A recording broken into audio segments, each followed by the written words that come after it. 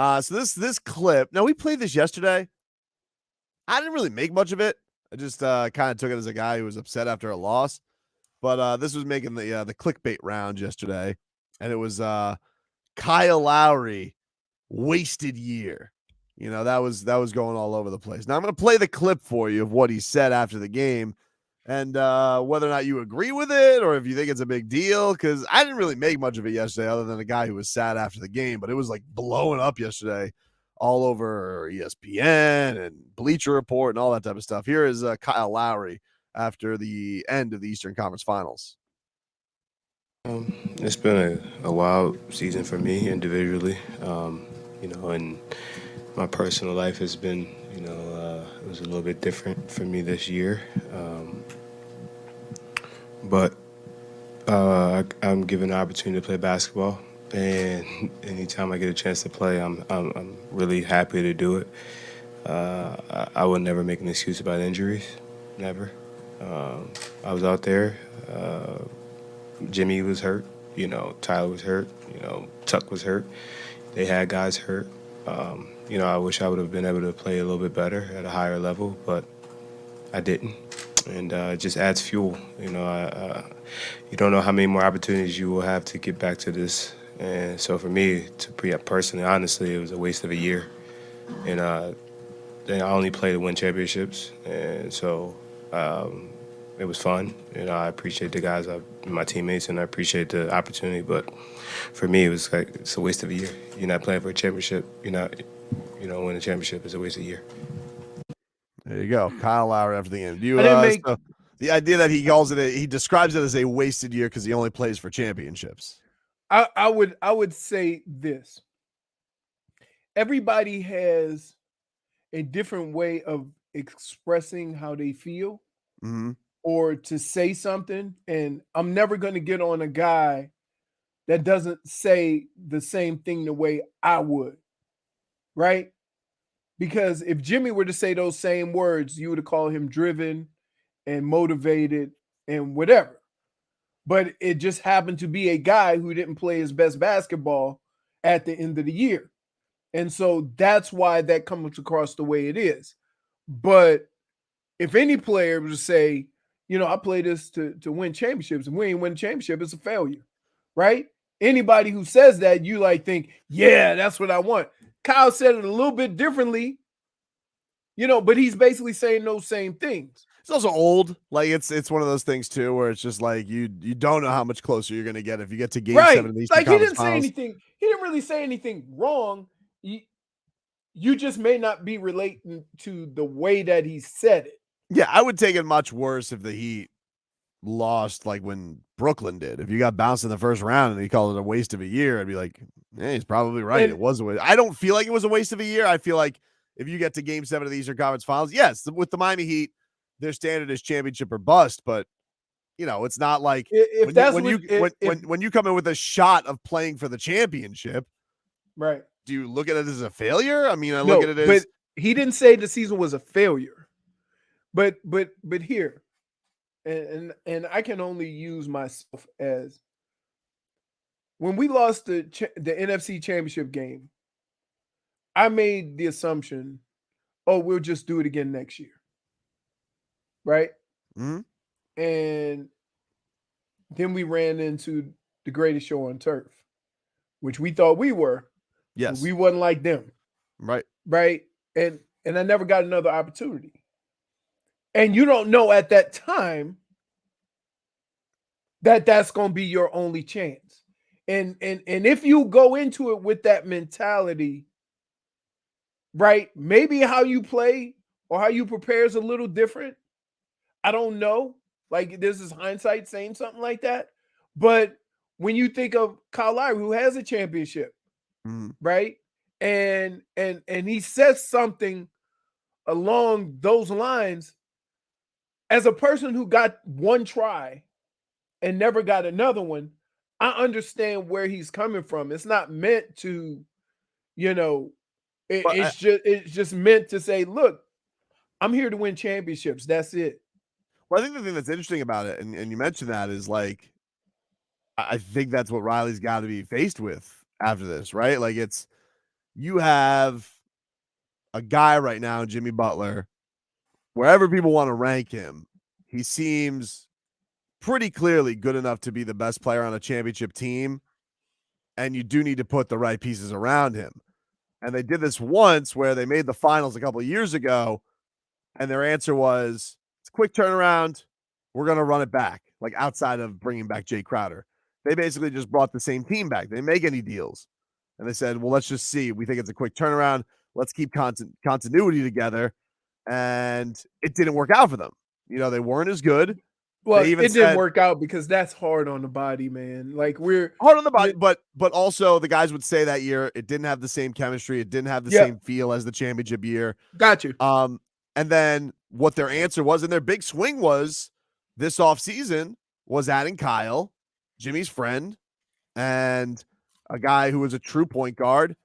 Even got rid of his other good friend, Goran Dragic, for what he saw as an upgrade, basketball-wise, and adding PJ Tucker as well. But I wonder if Riley looks at it again and is like, all right, do we think if we run this back, Kyle's going to be 37 before the next playoffs? I think PJ is going to be 38 before the next playoffs. Does Riley look at it and say, we should bring this core back together? Or do they have to retool again around Jimmy Butler and Bam? I would think. I don't think Bam's going anywhere. You want to know? And because you can't, because like you said, Milwaukee, maybe they're healthier next year. Brooklyn gets their bleep together. Boston has two guys in their prime. You don't think they're going anywhere. Who knows? Philadelphia with Joel Embiid maybe being healthier the next run around. So is it smart for the Heat to stay mostly status quo, even if you're only a 3-point shot away from making the finals? That's the decision that, as an organization, they have to be honest with themselves. But to me, the biggest change for this team is already here. And that's a whole offseason of Victor Oladipo. Right? He's shown that he could be that additional scorer and defender. He just needs to get back to or closest to what he was. Yeah, and but here's if he does that, that's like finding 20 on the ground. But they don't. Well, first of all, they don't. Vic's a free agent. No, I know. That's what I'm saying. Like, and the other thing is, does Vic want to be on a team where he's probably going to be looked upon as a role guy? Like, they're not going to. I don't think he's going to start in the backcourt with Jimmy Butler unless he comes back on a minimum deal again. And I don't know. I don't know what people will invest in Victor Oladipo. I think that's an interesting question. Like, what is his market? Because he has wanted to be in Miami for a very long time. He obviously likes it very much down here. We talked to him about that. But does he want to go to a place where he can just be a starter? He can get his numbers up. He could show people what he is as a producer with a heavy load of minutes again. Or does he want to be on a team that could contend and he can be, the all energy guy off the bench? I don't know. I would think that Victor Oladipo, from hearing what he has to say and what he thinks of himself, he wants to get back to the all NBA guy. I think and I don't know if that's easy on a team like the Heat. Well, why not? If he's all NBA level, then he'll play. Where is your mic, man? What do you keep doing with it? Why is it off to the side? Going on, dude? What? I just because here. Want me to tell you why? Yeah. Yes, I would. Before my computer broke, I had it over here, like in front of this light. But now that I have to use the monitor, everything is off to the side. All right. So whenever I have to move, if I move the mic a little bit, I accidentally move it out of the way. When before, no matter what I did, because I was looking this way, see, no matter where I move it, I'm still in the way. Now I'm facing the other way. Yeah, but at least because my computer screen's broke. It'll be fixed next week. Don't worry. We got it. I'm not worried about it. It's just like, as handsome as you are, I got to be able to hear you. Oh, you think I'm handsome? Yeah, dude. I've already told you that. Well, no. A lot of people have been trying to throw BT on me again lately. I don't like it. What's been going on with you that? don't like BT? It's fine. Has anyone ever called you that? Was that anything in college? Well, because isn't that the same name as Brandon Tyranny? Is it? BT. Isn't he the guy though that said that Julius Randle was better than Chris Bosh? Yeah. They should He just does call it with him. Tiki. I think his BT stands for bad takes. Bad takes indeed.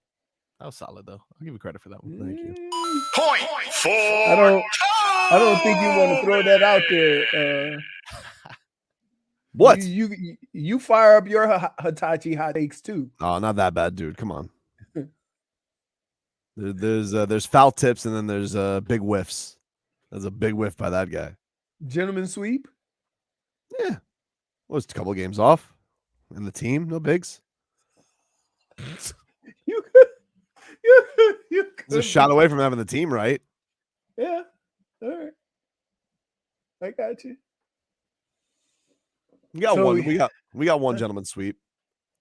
Yeah. I kind of felt good on my day taking the extra day off. Did I don't you? usually take days off. I felt awful. Huh? Because I was on no sleep and I come right in and it's just sadness. Depressed. Did you do it from home? Yeah. I mean, my journey home was a nightmare after Game 7. Yeah. I was like stuck in a garage forever, and you parked in the garage and you have to wait and you can't get out. Oh, it was a nightmare, dude. Yeah, I had to park in a garage. The original garage I went into, like, there must have been like a fender bender in there or something because like nobody was moving for like 25 minutes. Fender bender in the garage. Had to be. I couldn't see what was going on because it was so like it just wasn't moving, and so enough people bailed that I eventually got to the bail lane, and I bailed. I went somewhere else. You know, it's amazing. People talk about being Christian-like and being good people and whatever. Mm-hmm.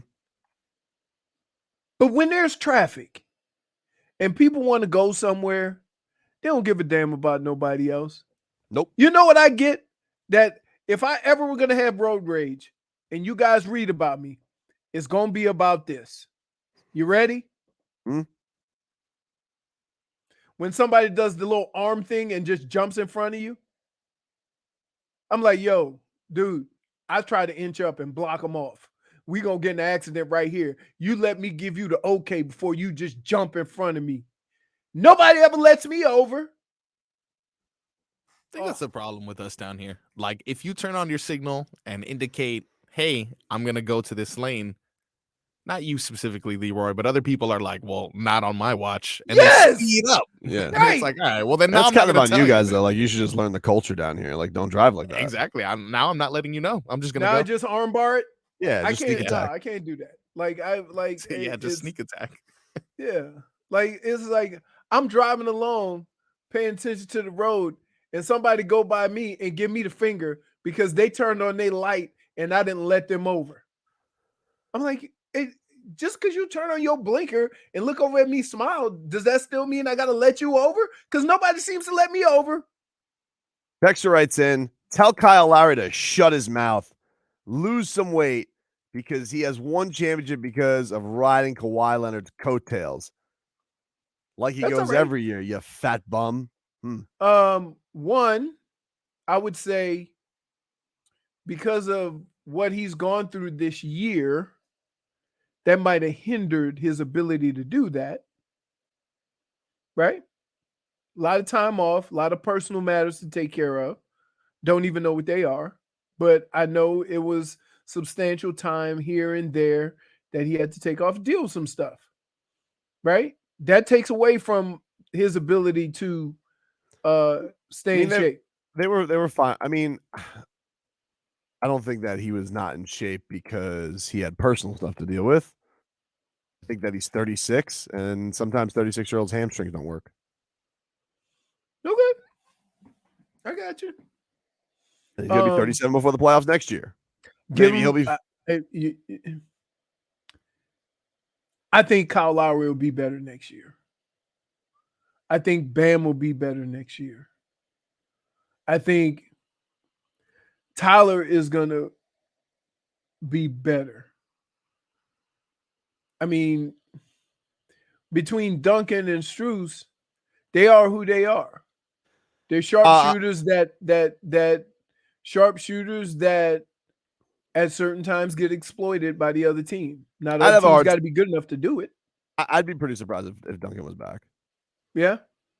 Yeah, because I just feel like if you're getting DNP, right, and you still are confident in your abilities as a shooter, like, wouldn't you want to go somewhere else? Now, you may not have a choice. I'm not saying Duncan Robinson's gonna be like, I demand a trade to Utah. Not necessarily because on this team, the ebbs and flows of that during the course of the season change all the Yeah, time. well, but not in the playoffs. They didn't change. Like the ebbs were, we'll give you like 11 minutes, and then we're like, you know what? Never mind. Yeah, Part of it that's on part of they it picked that's on on him. part of it that. Well, first of all, he's been picked on since he got here. Like Right. again, it's not just defense. Like a big reason Duncan Robinson didn't play anymore either is he stopped hitting shots, Leroy. Like flat out. No. You're right. He stopped hitting shots. You're right. I don't know if he got in his head, but like he did not have a year that was up to the contract that he got, which was we're paying you like the best shooter on the planet, and he did not perform like that this year. No, I would say this, that when a top 3 pick in the draft or a guy making a max has shooting woes, teams are going to ride or die with you, right? You're going to have an opportunity to just shrug it off and keep going, kind of like Jimmy did or whoever. When you're that guy that just got your come up and you don't have the status of Jimmy, then when you go cold, you don't get that same support. And there's different levels of it, right? If Jimmy was 0 for 27, they was like, pick it up, we'll get him next game. But if Dunks goes 0 for 27, put Strus in. That in itself messes with you. Yeah, so definitely. So I understand both sides. I understand why he wasn't playing. Like at some point, you got to pull the trigger on that and go with somebody else. Yeah, you got to eventually do the job that they have you here to do. But I also understand how Dunks could be frustrated because players want to shoot their way out of it. I get that too. I'm not saying that. I'm not saying he's not warranted to have some frustrations, but I also think that they're probably like, yeah, we're frustrated too, dude. You stopped hitting shots. No, right? No. I 100% agree.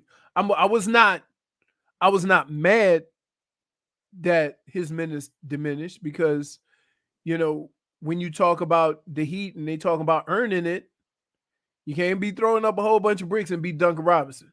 Right. Especially same thing. There's two guys that no matter what they do on the court, if they do what they do, you can live with it. And that's Max Strus and Duncan Robinson. When those two guys collectively, that one position is shooting 20%, I don't care what season it is, this team is going to have problems because you think Duncan talks contingent on that, huh? You think Duncan just goes ballistic on his podcast? No. Just goes nuclear? No. Rips Spoelstra? No, why? Why would you rip him? The petty podcast. Dude, petty Spo shot. didn't shoot all those threes and miss them. That bothers me. When what if he goes? What if Duncan Robinson gets on the Long Shot podcast and he goes, Eric Spoelstra, you Jimmy Butler puppet, you went with Max Strus. Really? Would it work for you? Like one shot, can't even stay in bounds. Reap what you sow. Wow. Guess who has smaller shoes? This guy. Yikes. We'll be back with more on the Long Shot. But first, I want to talk about Stamps.com. Stamps.com is the place where I go to get my stamps to mail things out. It's rough. What? Oh no, I thought. You don't think that's the style that he's going to go with? I feel like I thought that was a real spot. I was being quiet. No. See what? I'm like, whoa. Oh, you gotta take a break? Call him not radio savvy. You need to flip the page? Like, what's going on? Why did he stop with the live read? Yeah, man. More about stamps, please, Tobin, please. Then I should have thought, this is our show. It's funny but sad.